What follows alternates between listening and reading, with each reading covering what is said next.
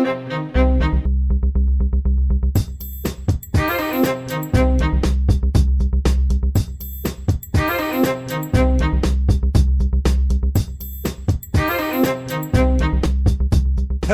everybody, and welcome back to Small Town Murder Express. Yay, choo-choo! Oh, yay indeed, Jimmy. Yay indeed. My name is James Petrogallo. I'm here with my co-host. I'm Jimmy Wisman. Thank you, folks, so much for joining us today on another wild, crazy adventure known as Small Town Murder Express. Yeah. Again, 10 pounds of murder in a 2-pound bag here. This is just a wild, crazy story that we have for you today. Insane stuff. But before we get to that, definitely head over to shutupandgivememurder.com. Number one, get your merchandise. All the stuff is there. Yeah. Coffee cups to skateboards to shower curtains. It's all there. Then when you're done with that, get your tickets to a live show. That's a good thing to do. Seattle is the one we're pushing right now. Oh, yeah. Everything up to that sold out. So Seattle. The more theater. Let's go. We can't wait. The more we've been wanting to play that theater since the first time we went to Seattle. We're so excited to do it. And there's some tickets left, but not a lot. So get them right now. It's in the middle of October. Don't remember when. I don't know. So get in there. And you'll see on shutupandgivememurder.com. Get in there. Also listen to our other two shows, Crime in Sports. Trust us, you don't have to like sports. You have to like funny stuff and idiots being made fun of for crime, which I think if you like this show, you'll like that. And also Your Stupid Opinions, where we take people's reviews of everything and anything from around the internet and make fun of them, which is also very fun. Do that. Then get yourself Patreon. That's what you need. Patreon.com/crimeinsports. That's where you get all the bonus material. Anybody $5 a month or above, you're going to get hundreds of back episodes of bonus stuff you've never heard before as soon as you subscribe. And then new ones every other week. One Crime in Sports, one Small Town Murder, and you get them all. You get it all. You get it all. This week, for our Crime in Sports, we're going to talk about athletes that made tens of millions of dollars and have now lost it all, which is a really funny, sad, weird thing. And then for Small Town Murder, we are going to talk about what's going to be part 2 of Ted Bundy. I call it Bundy versus the Green River Killer, basically. It's Ted Bundy trying to save his ass by giving valuable information on the Green River Killer, and it's fascinating. A fun death match. Yeah. Fascinating. That's celebrity death match that you want to watch right there back then. So there you go. Patreon.com/crimeinsports. You also get all our shows, Crime in Sports, Your Stupid Opinions, and Small Town Murder, all ad-free with your Patreon subscription as well. Can't beat that. And you get a shout out at the end of the regular show, too. That's a lot. It's all we can do. So there you go. Patreon.com/crimeinsports. Sign up today. That said, I think it's time, everybody, to sit back. What do you say here? Let's all clear the lungs. And here we go. Arms to the sky. Let's all shout. Shut up and give me murder. Let's do this. All right. Let's go on a trip, shall we? We are going to California. We are. We're leaving very soon. We're recording this like right before we go to San Diego for that show. So this is Olancha, California. Olancha, California. It is, never heard of it, right? No. It's not one of those that you drive through on the way from Phoenix to LA or San Diego. No, this is East Central California in kind of the no man's land of California out there. Near Bakersfield? It's close in mileage to Bakersfield, but you have to like go around a giant mountain to get there. So it's like, it's real weird. Like to get to a place that's closer takes twice as long than it is to go the other direction because of the mountains. So it's about 3.5 hours to LA from here, about 3 hours and 45 minutes to Vegas. So kind of in between those two places. About 4 hours to Sunnyside, California, which was our last California episode. Millions to Murder. That was crazy with that kid who was idolized the Billionaire Boys Club people. And God, that was a wild one. This is in Inyo County, area code 760. This place, by the way, is almost 3,700 feet elevation. Wow, up in the mountains. Yeah, this isn't like Death Valley type shit. Yeah. This is up there. Population here, 158. People. There's way more cattle there, but Wow. not way more cattle than people in this area. Fascinating. There's giant ranches like one that we'll talk about in this episode. Median household income here about $61,964, which is beneath the national average by about $8,000. And then the median home price here is $235,500, which is well below the national average as well. This is in the middle of nowhere, as you might imagine. This is a place you drive through while going to another place unless you own a giant ranch. Yeah. It was established by Minard Farley. That's the guy. Sure. He came in 1860 and discovered silver ore. So obviously people silver here. Yeah. Yep. The name Olancha is believed to be derived from the nearby Yadanchi tribe. Tribe. Yeah. Now this place is famous kind of a little bit because on August 11th, 1969, that's when Charles Tex Watson and Diane Lake, the two Manson family members, went and hung out there and basically hid out after the Sharon Tate murders. This is where they went to hide out. There's nobody here. 3 hours away. All the way to Olancha. Up in the mountains. Yep. Tex bought a newspaper in Olancha, and it said that they still didn't know who did the murders. He found out that they weren't looking for them at that point. Sure. And that's when he turned to Diane Lake and said, I killed her. Charlie told me to do it, and it was fun. So that's where all this happened. Man. And then Diane Lake was actually taken into custody after complaints from Olancha residents that she was swimming nude. So this place helped take down the Manson family, sort of. So they hung out here for weeks, though. And then they went to Death Valley, and that's when, they got taken in. So reviews of this. Now, there are no reviews for the town. There's nobody here. But we do have a review of the county for Inyo County. 4 stars. Great scenic views. Inyo County has great fishing, horseback riding, boating, camping, hiking, swimming, mountain biking, golf, off-road adventures for the whole family to enjoy. Wow. Fresh air does the body good in our little valley. I love it. That sounds nice. Yeah. But I found there's a restaurant in town, the Olancha Cafe, and that's it. That's all there is. And so we're going to look at a couple reviews of that. How the fuck do these people get food? I don't know. People, no clue. But I mean, middle of nowhere, you got to have these rest stop basic places. Sure. So it's 4.3 stars out of 252 reviews. A lot of people saying just extremely overpriced because you're in the middle of nowhere. It's like, well, don't buy it here. Wait 2 more hours then. Okay. That's it. Here's 5 stars. Now that the $3.95 doesn't pass by here, it was a bit hard to find. Make sure to try the Olancha burger. Plenty of adult beverages available in a refrigerated cooler behind the counter. Cool motif and plenty of outside seating. Glad I stopped to sample this cafe. Well worth the stop. Fucking place is Radiator Springs. That's what it sounds like. And then here's a 1 star. Not a nice place. Oh. We arrived for dinner at 5:45 p.m. According to Google, open. The owner came out. He said the cook would be an additional hour and 45 minutes. What are you going to do? There's nobody there. Well, sometimes it happened. I asked if he could sell us a glass of hot water then, because our 3-year-old son is very hungry, and we have ready-made porridge, which just porridge. Wow. What are you looking for, a fucking cabin with bears in it? What are you talking about? Porridge, which just needs to be poured. In the car. Yeah, what is he doing? They need warm water. Of course he can't. They don't have boiling water, only in the coffee machine, or maybe a microwave, stove. I'm asking. We do not have, he says.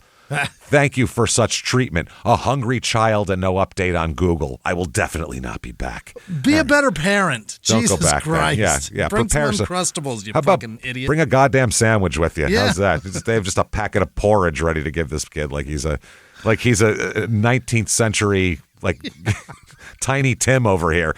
He's gonna limp in with his crutch and can I have some porridge, please? Please, sir. Please, sir. More porridge. Things to do. Well, first of all the shit mentioned in that one review, Lake Olancha shit. Yeah. There's also the Golden Cactus Ghost Town and Old West Museum, The Golden Cactus. which is temporarily closed. Yeah. Yeah, but I found there's these people talking about it under this post about it. And one guy says, I spent a lot of time there training with my old SAR team on the cliffs. Beware, there's a landowner nearby who will point his gun at you if you get too close to his property line. Yeah. We never even saw any markings to indicate we were leaving public lands. It's all a goddamn desert. It's not like they have a fence up. There's no like white picket fence across his property. Who the hell knows where your property starts and any other property ends? Yeah. Then somebody said, my dad and I found a body at one of the picnic areas here. It was a suicide. It's a good place to off yourself, everybody. Enjoy. It was a suicide. Then there's the Olancha Sculpture Garden. Okay. Which is, here is the peak of the artwork here. It's just that's big metal, terrible. Big metal shit sitting in the desert with mountains behind it. Colorful circles welded to it. All right. That's it. And they say it's about a dozen or so large and often darkly humorous metal sculptures. They're not darkly humorous. The garden is the work of Jael Hoffman. I think we talked about this during a Patreon episode. Really? Or either that or there's another one of these somewhere else. Because we talked about like small town bad shit to do. So this is a small town bad shit to do. This one of like a metal T-Rex says private property, trespassers will be devoured. And it's got a T-Rex with a guy dangling from his. Yeah, there you go. That said, let's talk about a murder. Here we go. So now we have the setting, I think. Middle of goddamn nowhere is where you can set it. Let's talk about a man here. Yeah. This is William Clarence Thornburg. Bill, he goes by. Bill's born in the 1920s here, and he is a rugged sort, basically. He's a rugged guy. He's a real old-time cowboy. That's what he is. Oh, yeah. I mean, that's it. I mean, he's grew up on a ranch. His father ran a ranch. His father died when he was 16, forcing him to take over the ranch. Oh. That's 16. And good Lord. That's what you had to do. This is during the Great Depression and shit. Yeah. You take over that ranch or we're all going to die. That's it. You're going to start taking care of those horses or you're going to have dead horses. I'm dead people. We're fucked otherwise. So he did that. Really a big horseman known to be able to break a wild Mustang. Wow. No problem. I mean, that's just, he's been doing it since he was a little kid out here. It's just how he does things. He's also good at business of ranching as well, which is a totally different thing. You can be great with cows and horses and shit, but if you don't know the business part, you're screwed. But he does that. He's a big guy too, 6'1", which is big for back then. It's a big guy when they're born in the 20s there. And like the typical cowboy, he's described as lean and weathered from decades of ranch work. You bet. I mean, he's a real cowboy, for real. Those guys are not to be trifled with. Nope. Permanent sun damage, that leather skin, calloused hands. He's got a slight limp from an old horse injury. Hell yeah. You couldn't draw a cowboy like this. Like if you did a movie and this was your character, they'd go, all right, take it down a notch. Jesus Christ. Come on. What are we doing here? This is ridiculous. So he builds this cabin bar ranch into a giant thing. His dad had 100,000 acres. That's the ranch they had at first. He built it over 30 years into 900,000 acres. What is that? How do you even quantify that? That is bigger than the state of Rhode Island. He owns more land than the state of Rhode Island. Jesus Christ. Granted, there's no water nearby or anything like that, but it's still a shitload of land, 900,000 acres. It's huge. I mean, it's a giant place here. He's known as being like kind of a legend in horse circles in California. Yeah. Everybody knows him, and he's that old real cowboy guy that everybody knows here that owns the giant ranch. He's a nationally recognized horse breeder. Mm-hmm. He's also was at the forefront of desert water management techniques and shit like that. He's always been much into that. Like I saw an old newspaper article where they're looking for the windbreak trees. What are they? Sure. Like to keep shit from blowing. Yeah. And it was like you could just call the town and that you could get free ones. Oh. Free trees because they needed it for the town. And it said he was one of the people you could call and get trees from. So like he's like kind of, the town basically. Yeah. And he's out in just Olancha? Olancha, that's where his land is. Wow. That's where it is, all around there. His wife's name is Margaret. Mm-hmm. They're going to have a couple of kids here. They're going to have a daughter in 1956 named Callie, Callie, like Collie, except with an A. And then 1960, they have a daughter named Tracy as well. Okay. So he has no sons. None. To drag take out over there. the ranch unless these gals want to get rugged. Callie, she's the one. Yeah. Since she can walk, he's got her out on the ranch. Just raised her just like he was raised. Out on there, she can break a horse. She's just as badass as anybody. Yeah, Callie can do it. 1968, Margaret dies. Mom. So leaving this old rugged cowboy with with a 10-year-old and a 14-year-old. Oh boy. Wow, that's tough. But so he's a single father, and he just basically takes his daughters out on the ranch and teaches them cattle. That's it. That's what he does. Good Lord. Callie works alongside her dad, learns the business from the ground up. He teaches her everything, what to do, and it's a lot. Taught her to ride before she could walk. Homeschooled her until high school, which I think that's right when the mom died, so probably she would go to high school then. Okay. She wanted to attend college, but chose the ranch instead. It's like, what are you going to go to college for? You're going to come back and work the ranch anyway, so just stay at the ranch. Yeah, if you already have a giant business to go into and you know how to run it. Right, you've got a plan for the rest of your life. This shit needs you. Not like you need a job. So she's about 5'6", real athletic. She's a horse chick. That kind of thing. She went to Olancha High School, did a little bit of community college, and then just came back to the ranch here. Yeah. But she's known to be able to operate every piece of ranch equipment that there is by 15 years old. Dang. The biggest things that she can deal with cows and bulls, and she won a junior rodeo championship in barrel racing, and but she also, as a teenage girl, was kind of isolated here, right, and wanted to do things outside of here too, like every teenager does. She wants to. Now, Bill has very specific habits that are going to come into play here. What do you mean? He wakes up at 5:30 a.m. every day. That's a lifestyle right there. That's a lifestyle. Has black coffee, 3 cups. In the same, he got a tin cup in 1955, and that's his coffee cup. Out of it. Drinks out of it every day, 3 cups of black coffee in the morning. All those dents in it? 3 of them. Oh, yeah. Those are, I remember that. That's when the horse kicked it. Yeah, that's a good day that day. So never misses a day of work, even if he's hurt, because he can't. He's got to do that. He also is a big reader. He reads everything. He's a real smart guy, Bill. He knows about water management and things like that. He's not just a guy that's like, all I know is horses. That's not him at all. He reads. He definitely tries to better his mind a little bit here too. And he also would secretly fund college scholarships for local kids, but he did it anonymously. Oh. Which is pretty interesting. He was an Inyo County Board of Supervisors member from 1970 on. Sure. He's a Lutheran church deacon. Okay. He donates large sums of money to the local hospital anonymously as well. Helps neighbors during droughts by giving them his water and never wants repayment. Sure. Just a good guy. Known for hiring ex-convicts to try to give him a second chance. Hell yeah. The guy's a good guy. Just a nice, good guy. He's the coolest there is. He's a goddamn cool dude, man. Yeah, he's like... like I said, he's what a guy like a John Wayne wanted to play. Was a guy like that. You know what I mean? If you're an old cowboy actor, you'd want to play a guy like that. I like when cowboys and ranch guys, they pick their ranch hands based on that, because what else opportunity those people have, and they also deliver unbelievable work because they're just grateful to be able to do this. Or sometimes they'll steal something and run away, but you never know. It's just like a kitchen. A kitchen's the same thing. It's hard work that nobody else wants to fucking do. Right. These people need an opportunity. You're willing to give it, and the ones that are trying to make something of themselves will do something with it. So 1976 comes along, and there's a guy named Stephen Leslie Wilson.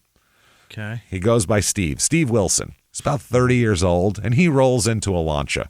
Mm-hmm. Now, he's a good-looking guy, kind of rugged good looks, people say. He is a charming son of a bitch, man. He can charm the pants off anybody immediately. Everybody, dangerous man. Ingratiates himself all over. Oh, he is. Yeah. He said he's from San Diego, and that's all he'll say. So he just shows up in the desert. Yeah. And he's just like, I'm from San Diego. And they're like, what else? And he's like, what else? And he just looks and turns the other direction, stares out into the horizon.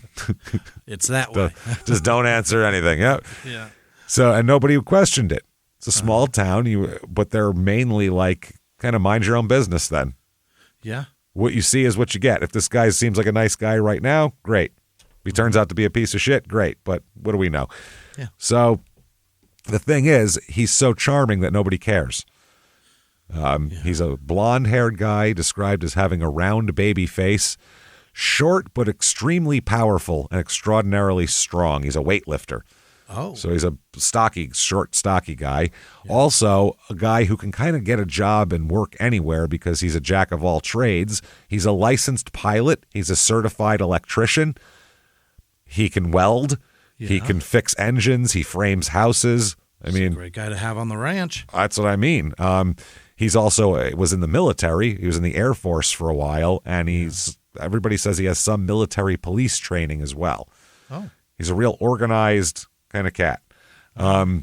He's a real physical fitness fanatic, and people say he's a martial arts expert as well. Don't know how true that is. A lot of people say that about themselves. He does possess a pilot's license, also speaks fluent Spanish, and is known for having a bit of a temper as well. Apart from that, the only thing that he tells anybody is that he's from San Diego. He got divorced before he came to Olancha, and that sometimes his small child comes and stays with him for a little bit. That's all people know about him at this point. He gets involved with the local college because they have a weightlifting program, so he wants to be involved in that.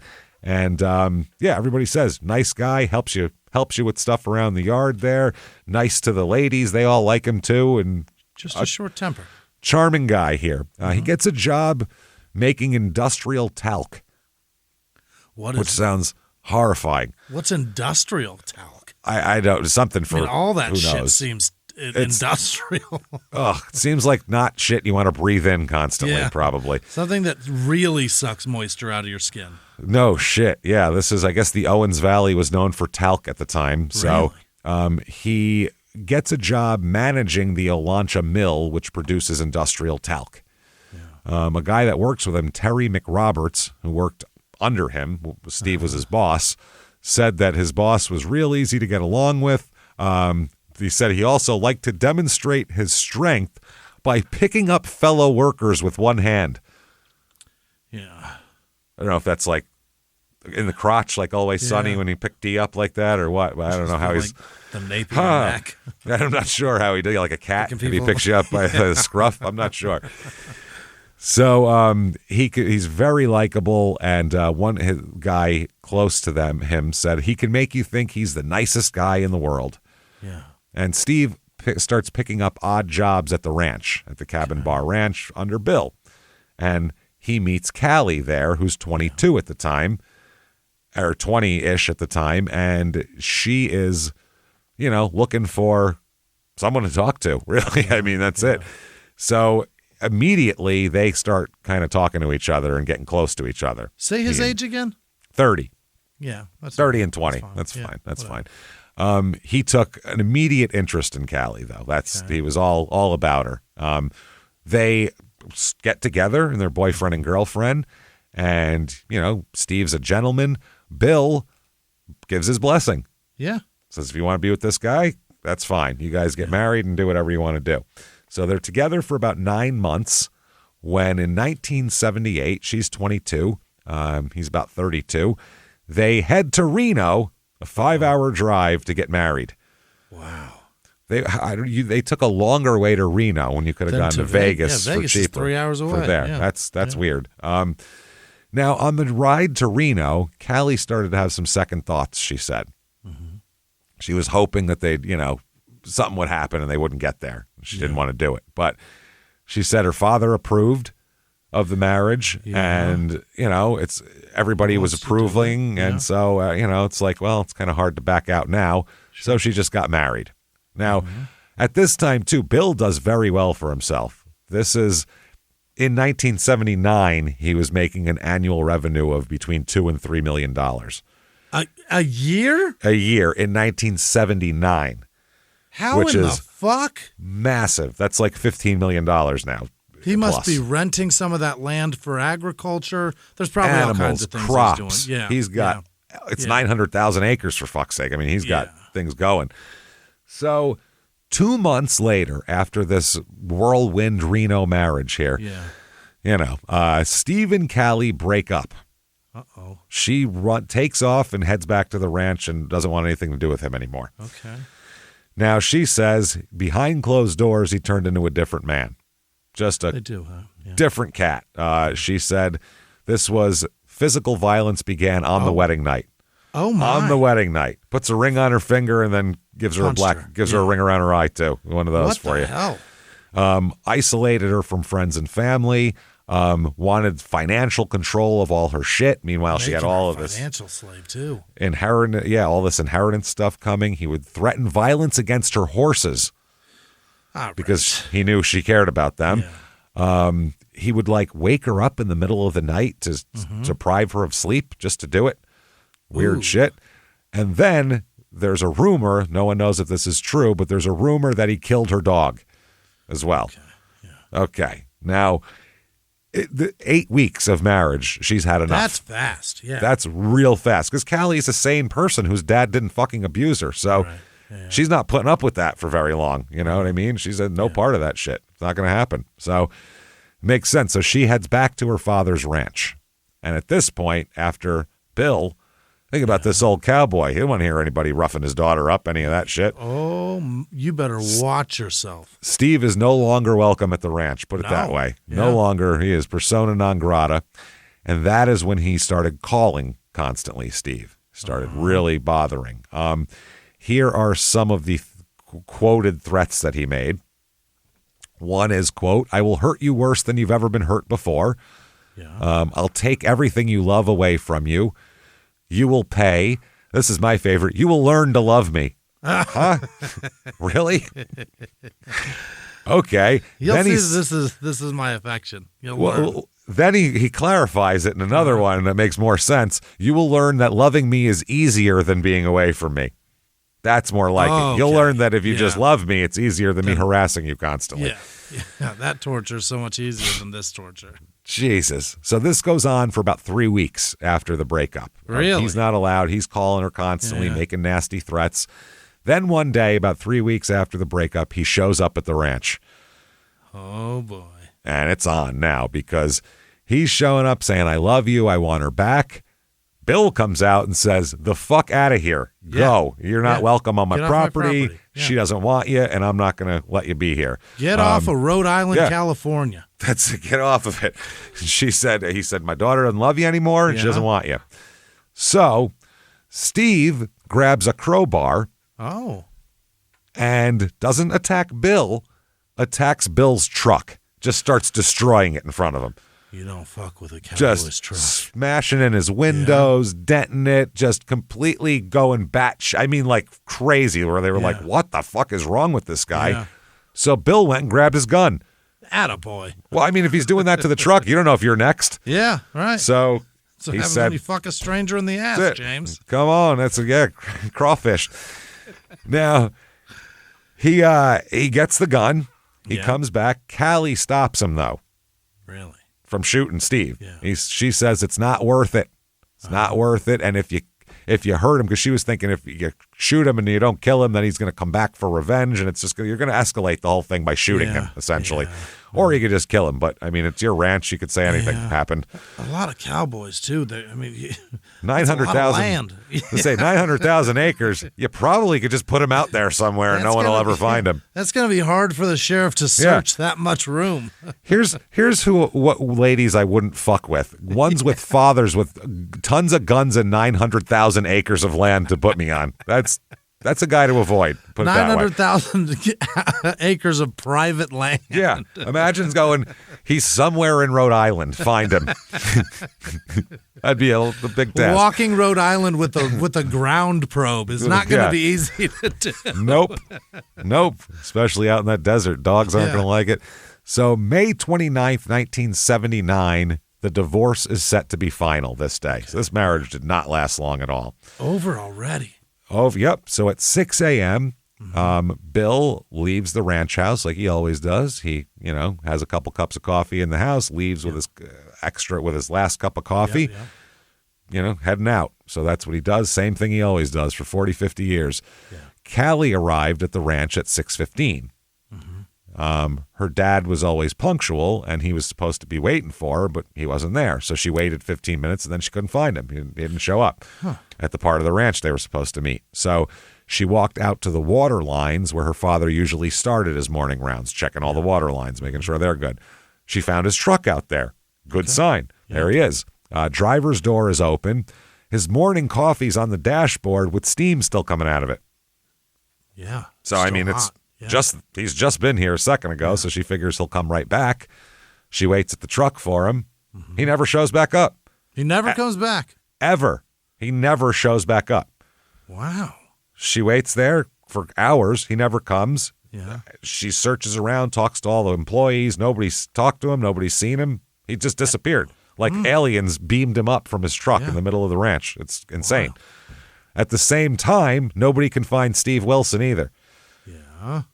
Not a soul can find him. So that was May 29th, 1979. Right. So it's insane. So a week later in the newspaper, it says still missing. The search continues for him, saying that, he's him and his son-in-law are both gone, basically, was what the newspaper said. Yeah. And the investigators are saying in the newspaper, though, that they suspect he may have been murdered, and they've actually issued a warrant for Steve Wilson because they'd like to talk to him about already. that. Yeah. They don't even know he's dead, but whatever. So they said there's an extensive search being conducted. Divers from all around are searching the reservoir on speculation that Bill's body may have been thrown into the aqueduct and floated into the reservoir. So the Department of Power and Water lowered the flow of water so they could search. I mean, shit. They're looking for him. July 12th, 1979, month and a half later here.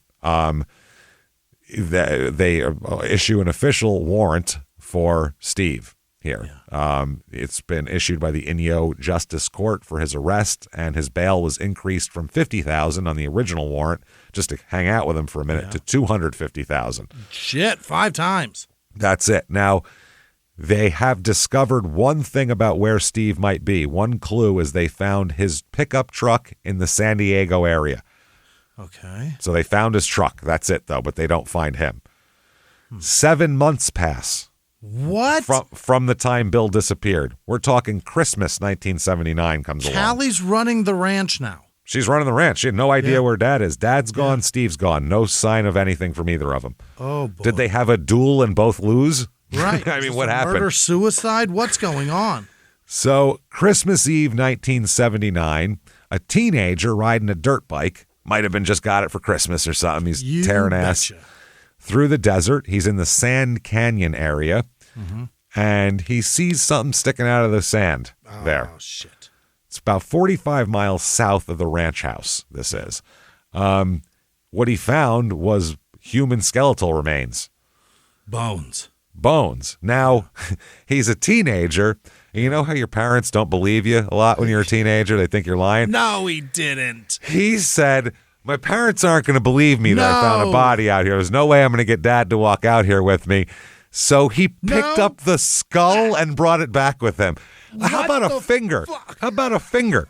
A skull is what you pick? That's what you fucking ride back holding while you're riding your dirt bike is a human skull. My dad's too dumb to recognize a metatarpal. Yeah. What the fuck? He brought a whole ass skull. On Christmas Eve, he walked into the house holding a human skull. Hey, Dad, I found this. What? There's a whole bunch more of this back there. Holy shit. That is terrifying. So the parents call the sheriff's department, who go out to the spot. They believed him once they saw the skull. And they found clothes that matched what Bill was wearing at the time on the ranch. They found personal effects identified as Bill's. And they found evidence that this was just a pure execution-style killing. They think that he had been forced to dig his own grave, is what it looks like. What? Forced to dig his own grave and then just shot and fell in the hole, basically, like a Vietnamese prisoner. Right. It's fucking horrifying. Head? Probably head, huh? Headshot, yeah. So this kid brought a skull with a hole in it. Jesus Christ, kid. So, 1980, there's a memorial ski race, a ski race to honor Bill Thornburg. The first annual Bill Thornburg Memorial Invitational Ski Race will be held on Mammoth Mountain. Nice. It'll be for students it's to raise money for students of small schools in Inyo and Mono counties. That's nice. That's nice. The school that wins will hold the Thornburg Cup for a year. It's like the Stanley Cup. They're going to trade it back and forth. So 1981, where the fuck is Steve? 2 years have gone. 2.5 years have gone by. Yeah. Nothing. He could be anywhere, really. Mm-hmm. I mean, who the hell knows where he is, but can't stay hidden forever. And that's how it happens in 1981. Of all places, a game warden in in Kodiak, Alaska. Wow. Dude, you couldn't make this up. You couldn't make Bill up. It would seem, too cliched, and you couldn't make this up either. He ran away like Dexter, for Christ's sake. He's running. He's doing nothing for the stereotype of Alaskans being just criminals. Going there to run. Yeah. To run from your problems. Yeah. So a game warden spotted him there and had seen his picture and thought he looked familiar and went back and rechecked it and went, that's the son of a bitch we're all looking for. Look at that. So after that, the cops track him back down into the States and they arrest him in Las Vegas in the next couple of weeks. Yeah. So that's where he goes back to. Now, Tracy Thornburg, the younger sister of Callie, says that, she said she's terrified because he was gone. She said all of her relatives and friends, everybody's been arming themselves, waiting for Steve to come after them. Jesus. They said they're, afraid, basically. So Steve gets in, they sit him down, and you'd think a guy like this, who seems pretty slippery and smart, would have an excuse or have an alibi that he made up and worked on. He just confesses. Really? He says, yep, I did it. He said, I ambushed him. When he came out of his house, I had a gun and I ambushed his ass and said, you get in your truck, and forced him at gunpoint to drive out to the desert. And he said, yep, I forced him to dig his own grave and then shot him in the fucking head 2 times. Wow. Made him dig his own grave, then shot him twice. That's what happened. Then I left him there. Really? That's it. That's what he said. So they're like, okay, well, you're a murderer. We're going to charge you with murder and all that. You're not going to Juneau. No, this is wild. So he pleads guilty. Wow. Pleads guilty to murder. I mean, once they got him, he's like, nope, you got me. Yeah, that's it. I did it. I'll take my fucking medicine. Twist, James? Oh, it's coming. Don't you worry. Yeah, you're like, hey, this is too early for this. Get the fuck out of my life with this dumb story. So sentencing comes around. Sir. They fuck off. 25 to life for Steve Wilson. So that should be the end of the story, right? Should be. It's not by any stretch of the imagination the end of this fucking story. Wow. Okay. He's sent to Folsom Prison. Yeah. Which, if you've heard any Johnny Cash songs, is not a place you really want to be. Of the place that Johnny's never been except for to sing. Yep, not a good place here. Yeah. But Steve figures some shit out, okay? No, and I've heard this a lot if you read books from that people wrote that were in prison and shit like that, and just knowing people have been to prison. Basically, a lot of people in prison act like fucking animals. Sure. They do. They act like crazy people. They act like animals. They act like, I want people to be scared of me. They have that kind of thing. Now, the staff tends to look at those people as crazies. Those are a bunch of crazies that we have to keep in. But there's a few prisoners that have charm and have outside skills and things like that, and they tend to get extra shit from the staff of the prison because they are people that don't give them trouble and actually act like human beings and talk to them. So those people are very easy to basically manipulate when it comes to that. Now, the other prisoners don't like it, but, there's a balance to be played there. So he figured out, be nice to the guards, be nice to the administrators, show them you're an educated guy who's willing to follow the rules, and they'll let you do shit and give you privileges. And that's exactly what it was. That's exactly what happened. He joined the in-house work program where he's very smart, knows how to fix shit, welds, does all this shit they need in prisons. Within 2 years, No. he worked his way up to the clerk in charge of shipping, which is like the most sought after position in the jail. Yeah, because then you get to ship yourself out. Yes. Well, there's a lot of freedom to this, minimal supervision and that sort of thing. No. A lot of freedom of movement throughout the warehouse. You're trusted, basically. You're like a trustee. So he has access to the loading dock, knows all the delivery schedules, has contact with all the outside truck drivers. He's the point of contact for the outside world. I when it hate comes to this warehouse. so much. He's so dangerous. Within 2 years, he got this. So anyway, he becomes the first inmate in 15 years to escape from Folsom Prison that way. God damn it. First one. This is insane, dude. It's absolutely insane. I guess he was last seen at 8:30 a.m. in the prison's industrial shops. About 9:10 a.m., a System 99, I think that's the company, System 99 tractor-trailer truck pulled into the industrial area, picked up a load of prison-made items, and left the compound at 9:30. Yeah. So the guards suspected that Wilson hid inside the truck trailer, and correctional officers then called the System 99 depot in West Sacramento. They said the rig that stopped at Folsom had been parked at the company dock for about an hour before they got the call. Yep. So he's had plenty of time. And they said, we got a call from prison officials. They asked if the trailer had been opened, and I said no. They said not to open it because they thought one of the prisoners was in there. They told us to call the There's a Yolo County? Amazing. Wow. I had no idea there was a Yolo County. Wow. Okay. It's call up the Yolo County Sheriff's Department, who just comes with they don't give a fuck, these people.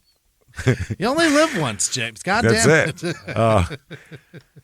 And they said, luckily, nobody was in there when they got there. Luckily. Okay. Seems like they would want to find this guy. Right. Unluckily. What are you talking about? Yeah, what are you talking? It's a prisoner, a murderer you're looking for. A bad man. Very bad man. Apparently, he had a pair of tin snips that he smuggled out from one of the shops, and he cut a 1 foot by 2 foot hole in the trailer's roof and escaped out that way, so that he didn't have to open it. Yeah, somewhere along the 25-mile route from Folsom to West Sacramento. Oh, he got out before it was parked. Before it was parked. Yeah, he got out when they probably stopped at a light. He jumped off. That was that. That must have been weird in traffic. What the fuck is that guy doing? Holy shit, did that guy just jump off a tractor trailer and run away? Did he have numbers on his shirt? Like on what the chest? Hell? No, he didn't, because they said he left behind a drenching wet prison Levi type shirt. He left his denim shirt with his numbers on it in there. That was found near the rig, and a piece of steel that had been cut out of the roof of the truck. Now, the truck's driver was out on a delivery when prison officials called, and he offered the theory that Wilson probably made his getaway when they stopped at a coffee shop in Folsom. You think? Yeah. He was like, we've been stopped for a while. This doesn't seem like a red light. He said the prison officials wanted to know if I had made any stops between the prison and the company. I had stopped at the bowling alley in Folsom to have a cup of coffee on my break. Then I went straight to our terminal. He said he was at the bowling alley for about 20 minutes, never noticed anything unusual. He said it was weird. I'm thankful I stopped and had coffee. If I had brought the trailer to the dock and they had opened it, it could have been some bloodshed, I guess. I guess I should thank our union for giving us a coffee break. What are you talking about? All he had was tin snips. Tin snips. Yeah, he would have ran away, by the way, is what he would have hid from you and then ran away. So, they said 2 to 4 times a day the tractors used the prison's north gate to make deliveries and to pick up mattresses, metal desks, and other items made by the inmates. Right. They said the warehouse supervisor watches the truck being loaded, then places a seal on the trailer doors. By the way, he's the warehouse supervisor. Right. That's a problem. If the seal is broken, the truck's not allowed to pass through the gate. The seal on this truck seemed to be intact, and it was allowed to leave. However, they said as it was being loaded, the guard's attention was diverted for less than a minute by a nearby collision of 3 forklifts. I wonder what happened. Yeah. I've worked in warehouses before. I have never, ever, ever seen forklifts run into each other. Have you? I could see how 2? 2? Around a block. 3. 3. Okay. 3. That feels 3 like of friends. them. Yeah. Exactly. That's exactly it. So that's what they suspect as well. They suspect that he had that happen. They said the warehouse supervisor started to look for Wilson, who was the clerk in the industry area, and when he couldn't be found, that's when the alarm sounded, when the truck was already gone. They said it was sounded 3 times, and inmates began filing back to their cells where an emergency count was taken. And there's 3,500 fucking inmates they had to count quick, and they couldn't find Wilson. So they said prison breaks from the maximum security area are pretty rare. Normally, the escapes are generally walkaways from the honor farms located outside the prison walls. Most of the escapes aren't because of a breach in security. It's just trusted people do shit that they were not supposed to do. So they said they're trying to find out what went wrong. Obviously, the 3 inmates driving the forklift are being interviewed, all the forklift drivers there. Yeah. They've determined that the collision was deliberate, although they haven't charged them yet because they can't really prove that it was deliberate. How do you prove you ran into somebody there? How do you prove that 3 of them got in a little fender bender? Yeah. They also said this escape is a carbon copy of the last prison break from Folsom in 1969 when 2 convicts also fled in a delivery truck. The truck was found in Broderick with a 2-foot hole cut out of the roof. Wow. The escapees were caught within a month and returned to custody, though. Wilson, still missing at the end of the day he escaped here, but there was reports that he had been seen on Walnut Avenue in Orangevale, which is adjacent to the city of Folsom. Okay. 4 days after the escape, prison authorities have called off a search for him. Can't find him. Lost him. Fuck it. We'll get a new one. Stop looking? They said, screw it, we'll get a new one. That's what they did. Like it was like your phone charger in a hotel room. I can't find it. Fuck it, I'll get a new one. Put it at the airport. Okay, I don't care. Whatever. I'll pay an extra $8. Whatever. It's fine. For an off-brand. Yeah, for the off-brand one it'll say weird accessory attached or some shit on it when you plug it in. Accessory does not. It's not recognized or whatever. Yeah. The lieutenant, a prison spokesman, said, "We made what we believe was the maximum effort to saturate the community, and unfortunately we were unable to apprehend him." So, murderer out there, careful everybody. Real casual-ass approach to escaped murderer on the loose. It gets worse if you're a person sitting around in this town, just scared of a murderer. He said, "We don't have any idea where he could be." I'll tell you where he's not. He's not at Folsom Prison. He's a real character, that guy. Wow. 40 officers had patrolled a 10-mile radius of the prison hoping to find him. Wow. They said that Wilson was very intelligent and had been planning the escape for several months, they found since then. Yeah. So now the State Department of Corrections and the FBI are going to look for him. He's not our responsibility anymore. December 19th, 1984. He escaped earlier in the year. Yeah. A Folsom prison guard gets a telephone call at his home. It's Steve Wilson. Yeah? Yes. Steve Wilson calls him, said, well, where the fuck are you? He said, well, I can't tell you that, obviously. Yeah, obviously. He said, I just want to call and say Merry Christmas. Catch me if you can. Called the guard. Then this guard said, he just said that he was in the country to the north of us. That could mean anything from the foothills to the Canadian border. Okay. I'm in country north of you. Oh, yeah. Great. This is Central California. That could be anything. Right. So the prison official said that Wilson's call was to wish him a Merry Christmas, and that's the first time anybody's heard of him. Yeah. They said, quote, he also gave the guard a list of people he would like to pass on holiday salutations to. Hey, make sure to give him a card for me. Yeah, I don't have cards. I got a list. Yeah. When asked if that was weird, they said, well, we've never gotten it from escaped people. That's weird. Yeah, he goes, right. When people get paroled, he said they frequently get Christmas cards from inmates who they were, nice to or whatever. But this man is so intelligent and so cunning and fluent in Spanish. I'd be in Mexico looking for him. Fuck yeah. Well, I'd be in Mexico hiding from them if I was him. That's my point. Yeah. He's telling us he's going north. He's fluent in Spanish. I'm going to Mexico and looking all over that goddamn place. Especially if he said, I'm north of you. I'd go, he's south of us. Yeah. He's not up there at all. He also told the guard that he'll never be taken alive as well. Oh, boy. He goes, they'll never take me alive. Don't you worry about that. They said that it's not that unusual as you might think. When some of them come in, they establish a rapport with some of the personnel. March 1986 now. Where the fuck is Steve? Where'd he go? Yeah. Well, he's living under an assumed name, Glenn Charles Moyer, he's going by. Glenn with 2 N's. He obtained fake driver's licenses, passports, and social security numbers. He just turned into another cat. This guy's genius. And this is before all the interconnected databases of the internet and everything. This is the 80s. So you could just, if you could get the documents, you could be anybody back then. You're on the road, He moved to Oklahoma. Then he moved to Austin, Texas. That makes sense. In Austin, Texas, he met a woman named Lori Ann Fitch, who's about 10 years younger than him here.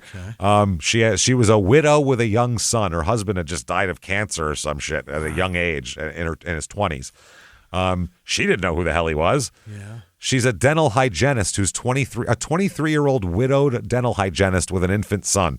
Jesus. She also has an insurance settlement of $500,000 from her husband's death. Yeah. And she met Steve at a country western bar in Austin in 1984. Yeah.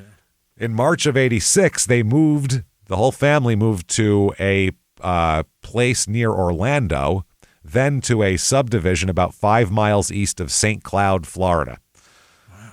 He built his own house in Florida, gave his occupation as a construction worker also to people that asked. Right.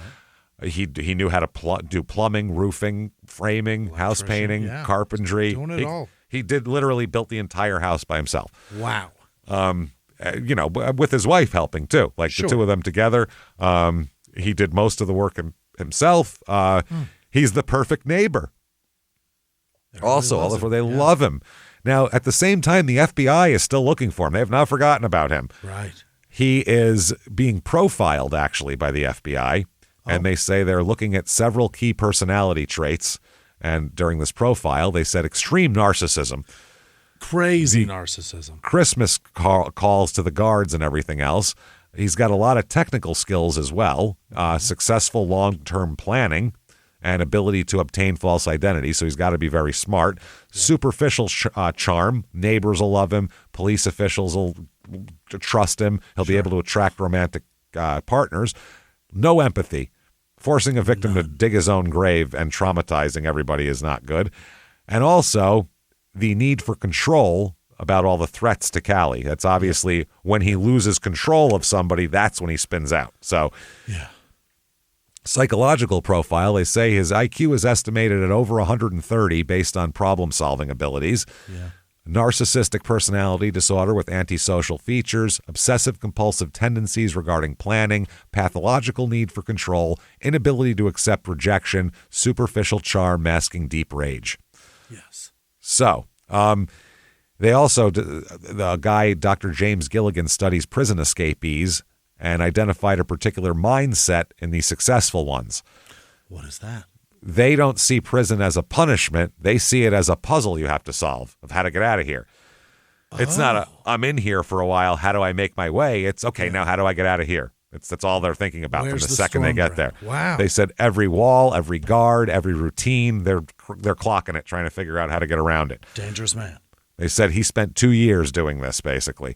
Mm-hmm. After his escape, there's a bunch of prison reforms in the California correctional system as well. Yeah. Enhanced screening for work program assignments. You could just start with that, not put a murderer who's got 25 to life, by the way. A lot of reason. It's not like he's getting paroled next year, and so he doesn't want to fuck up. Yeah. Get a guy who's about to get paroled. That's the guy who's going to do a great job because he doesn't want to stay. Right. Not this guy. Increased supervision in warehouse and loading areas. Probably should have had that to begin with. Regular security audits to prevent complacency. Better tracking of tools and materials. Again, that should have been from the start. Day one. And construction of new supermax facilities like Pelican Bay. Oh. He caused shit like that to happen because politicians, when they run for office and say we need more prisons, they reference a murderer escaped from Folsom Prison and still missing. If we had these supermax prisons that I've been paid so much money from lobbyists to try to get past, then we'll be fine. So February 18th, 1990, he's on America's Most Wanted. Mm-hmm. Now, he's been on America's Most Wanted a few times. I think twice on there and twice on Unsolved Mysteries he's been on. So February 1990, he's getting ready to sell his house in Florida and build another one. Mm-hmm. He's just sitting around trying to see what's going to be on TV in the next few days. Oh, boy. People used to get a TV guide, and they'd look at a couple days ahead, and they'd see what that's on in a couple days and whatever. he saw that the 2 days from now there's an America's Most Wanted on, and he's going to be on it. They show what the program's going to be. Escape murderer from California. He knows that's him. You know what I mean? So he said, shit. So he disappears from St. Cloud. Mm-hmm. They were like, his wife didn't. She's there with the baby. I don't know what's going on. All the neighbors are like, why did Glenn disappear? He helped me build my deck. Why did he take off? What's going on here? Yeah. So an agent in the FBI, Agent Barkley, said he was in Washington, D.C. watching the show and remembered the first call that he got was from one of Wilson's neighbors who recognized him. Oh, shit. One of his neighbors gave him up, but he knew that was going to happen and fucking took off. Yeah. The FBI then went to Florida and found that Wilson took off the night before the show aired because they went to go get him because they said, I know where he lives. They were like, they had the whole team outside. They go in. It's just some dental hygienist holding her baby. Nowhere to be found. So he was profiled 4 times on America's Most Wanted and twice on Unsolved Mysteries. 4 times on America's Most Wanted. How wanted are you? Yeah. Now, the neighbors here, his one neighbor, Kevin Washik, said, I'm stunned. The whole thing is beyond belief. He was such a nice man. He would always do anything he could to help someone. Yeah. Well, he didn't piss him off. Yeah, he didn't want you to. Yeah, he didn't want you to turn him in. Yeah. One of his other neighbors said he was very likable, always helping people with their houses. He helped a lot of the neighbors build their homes. Mm-hmm. Another neighbor, said he was the nicest guy you ever want to meet. He was never violent toward anyone, and he always waved as you passed by the house. Oh, well, he can't be. You know what? Never mind. Let him go. He's a waiver, everybody. Murderers don't wave, you guys. Guys, there's no way. Fugitives don't wave. That's a rule. Fascinating. He kept zero low profile. No. He just blended in plain sight. I have a different name. I don't know. If I look like that guy, who cares? Right. But I guess... then another neighbor said, now when residents move into the neighborhood, people wonder if they're criminals on the run. That's the big joke around here. So still missing 6-7 years later. Yeah. The prison warden, Robert Borg, said, quote, it's a matter of pride. We want him back. We lost him and we can't find him and we don't like it. So he said it sounded, they talked about getting him on Unsolved Mysteries and all that. And William Barkley, the FBI agent, said it sounded fine to me. And he said just the other day, we got another sheet from America's Most Wanted. Somebody called in and said they saw him. We get them all the time. For a while, we get 50 to 60 tips a week, but they never planned out. Yeah. It was never actually him. He's a round-faced guy, looks like a lot of other guys. So they said we've put a lot of pressure on his family to the point where he is telling us through them to leave his family alone. Mm-hmm. We told him as long as your family might know where you are, we're going to stay on him. So January 30th to the 1991 is another Unsolved Mysteries. By the way, he did a videotaped interview with Inside Edition. What? He did a videotaped interview with Inside Edition. Think about how cocky that is, because that's saying, this is what I look like now. Yeah, this is me. Yeah. And he said that he justified the murder. Mm-hmm. Said he needed to do that. It was self-defense or whatever. And he said he's too smart to be caught, so stop trying. You'll never find me. He said, I work every day at not being caught. God, that's what he does. Now the FBI thinks he could possibly be overseas. Really? Because he's got the documentation. He's got fake passports. Right. They don't know how many names he's got. So now they've kept the heat on his parents in Southern California and his brother in Texas. And Fitch, Lori, the woman that he was living with, his wife or whatever. Apparently, at times, Wilson would complain to the news media and the FBI about the interviews and surveillance on his relatives. They said he kept telling us his family didn't know where he was. If we had backed off, we would have been playing right into his hands. 1992, April of 1992. What in the fuck is going on? Still saying what's up with this shitty story or what? This story is bullshit. Where's the twist now, motherfucker? The FBI figured they just have to watch. They thought it would be through either Wilson's brother or Fitch, the woman, either one. So they began following Fitch as she went from Orlando to Newark, New Jersey to go to the airport. Okay. Yeah, why would you do that? Exactly. She flew to London, England. He went to England. They followed her. FBI agents got on the flight, too. Followed her over there. Scotland Yard, the Surrey Constabulary. You don't want them on your ass. I'll tell you that right now. Everybody is behind her. She literally has 3 different law enforcement agencies from multiple continents on her, and she does not notice. Wow. Doesn't notice at all. I mean, you're in a foreign country. You're probably looking at everything. Your head's on a swivel. You're not going to notice people like that. So, anyway, she keeps going. She went to a West London hostel at one point. Goes in there. They see that. She reappears 5 minutes later with Steve Wilson standing right fucking next to her on the outside of the hostel. He tried to run. Really? He tried to run when they caught him. He took off. He tried to run, and they tackled him in a little scuffle, and then they brought him in. And that's that. So he kept up going with his longtime girlfriend, Lori Fitch. That was the problem. Needed pussy. That's a man's break. That's his downfall. And he's loyal. He wanted her. Yeah. So they had followed her all the way from her house to the plane to London. And Robert Borg said, "We take any escape personal." That's the warden. Any escape personal. We're grateful and thankful to get Wilson back in custody. So then Barkley, the FBI special agent who's been following him this whole fucking time. Sure. He's been on the force or in the FBI for 27 years, said, quote, "I guess I can finally retire now. It's fantastic." He said he wasn't going to retire until he found this guy. "I'm not going home until we get him."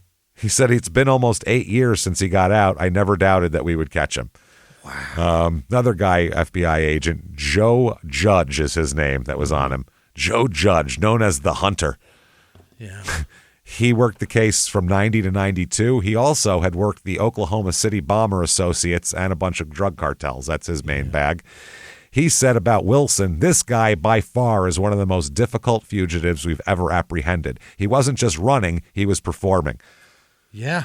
Yep. So they maintained constant surveillance on Lori Fitch for 2 years. Can you imagine what that cost us as taxpayers to follow this broad for 2 fucking years? Yeah. Tracked 14 false Wilson sightings across 8 states, and did all of this shit. So, and by the way, the profile that they got when he was first out predicted taunting behavior. They said he'll taunt you. He's going to taunt you. Lori claims complete ignorance of his true identity, has no idea what's going on. Okay. But maintained contact with him after it was obvious who he was and what was going on. Yeah. They documented 47 phone calls between the two of them, the FBI. Whoa. And she had flown to London using her maiden name, not her Fitch was her first married name. Yeah. So that's the other reason why they didn't like it. And she's never charged with aiding a fugitive due to lack of evidence that she actually knew anything about anything. Okay. They thought about her that this was probably some kind of trauma bonding situation with her. Right. Financial dependence, despite the fact that it's her money. She thinks that like he knows better. Yeah. And also her dead husband and her had this baby that Steve's been raising as his own. So it's like her son's father at this point. Yeah, he's the other such thing. a great guy. Yeah. And she said to Inside Edition, quote, "The Glenn I knew wouldn't hurt anyone." Okay. Now there's an extradition battle. This is interesting. Okay. He's extradited, but under the treaty between the two countries, when California tried to prosecute him for the escape attempt, the UK refused to waive the rule of specialty. Escape is not an extraditable offense under the treaty, so you can't charge him. If you want to extradite him, you can't charge him with escape. Escape? You can put him back in for the rest of his sentence and whatever else, but you can't. So he could not be criminally prosecuted for the escape. But he could face prison disciplinary proceedings, loss of commissary, and you got to go stay over here for a while. So he's found guilty back in prison, loses his privileges, has his classification score increased, which means extra security and all that kind of thing. He argued that this violated the extradition treaty and took it all the way to court. Really? He also wants to get married, and they won't let him. No. Nope. Fuck you. Nope, they won't let him do it. They said that it prohibits family visits for several categories of inmates, including people who are on life to life without a parole date. So he has no parole date, and so he can't do that. He was allowed contact visits after his return. In 1998, though, he was transferred to Pelican Bay. Oh. Why was he transferred to Pelican Bay? Because he got it happen. He got a package in the fucking mail that had escape paraphernalia in it. He had people sending him shit to escape with again. So they sent him to the Supermax. Wow. He got denied conjugal visits as well. Mm-hmm. He writes his transfer to Pelican Bay is an adverse consequence because it's notorious for its harsh conditions. So that's what they said. He said he also asked to remain at Pelican Bay after a while due to his susceptibility to skin cancer and wanting to live in a northern, cooler climate. Oh, okay. It's northern California. Yeah. It's nice up here. It's nice. It's not bad. He was eventually transferred to there. So he's now Callie, by the way. Mm-hmm. She said she's lived in fear for decades now. Yeah. She said, I can never really relax. I don't like being alone. I'm constantly looking over my shoulder in fear that he will come back for me. She sold the ranch to developers in 1982 for a fraction of its value just because she couldn't be around it anymore. She moved to Sacramento, got married twice, both ended in divorce. She never had any children. She said she's too afraid to bring kids into a world with Steve Wilson. This destroyed her poor life. Destroyed her fucking life. She did start a Families of the Escaped support group in 85, testified before the California legislature on victim notification laws, campaigned for GPS monitoring of violent offenders, and published a memoir called The Desert Took Everything in 1995, but it's out of print now. We looked for it. We couldn't find it. Damn it. 2003, all of his appeals are exhausted. Steve's fucked. Yeah. But he's not that fucked because 2010-ish, he's released from prison. Bye, Steve. Have a nice life. Fuck. Lori Fitch moved from Florida immediately after this all came out. Son Shane changed his name so they wouldn't know who he was. Yeah. She disappeared into the ether and never gave another interview after 92. I think she was embarrassed of her stupidity. And then Callie lives under an assumed name for safety. Yeah. Undisclosed location, still in therapy for PTSD now in 2025. She said, people ask why I still fear him. They don't understand. He promised to come back. Eesh. That's Olancha, California, everybody. Holy shit. Now, what was that you said in the middle of the story? Where the fuck is the twist? A little bit. They're coming, don't worry. We're going to get out of here early. Yeah, this is done. So there you go. Holy shit. If you like this show, tell the world about it. Get on whatever app you're on. Give us 5 stars. It helps a ton. Tell your friends. Post on social media. Do all that stuff. Head over to shutupandgivememurder.com. Get your merchandise. Tickets for live shows. Seattle, middle of October. More theater. It's a beautiful place. Come hang out with us. It's going to be so much fun to do that. Shutupandgivememurder.com. Patreon.com/CrimeInSports is where you get all of the bonus material. $5 a month or above gets you a huge back catalog of hundreds of episodes you've never heard before. New ones every other week. One crime in sports, one small town murder. This week, athletes going broke who had tens of millions of dollars for crime in sports. Small town murder, part 2 of Ted Bundy versus the Green River Killer, we'll call it. Ted Bundy trying to save his ass by helping them find the Green River Killer. Patreon.com/CrimeInSports. Follow on social media at Instagram or at Small Town Murder on Instagram, at Small Town Pod on Facebook. Shutupandgivememurder.com. Drop down menus take you anywhere you want to go. Keep coming back. See us next week. Thank you so much, everybody. Until next week, everybody. It's been our pleasure. Bye.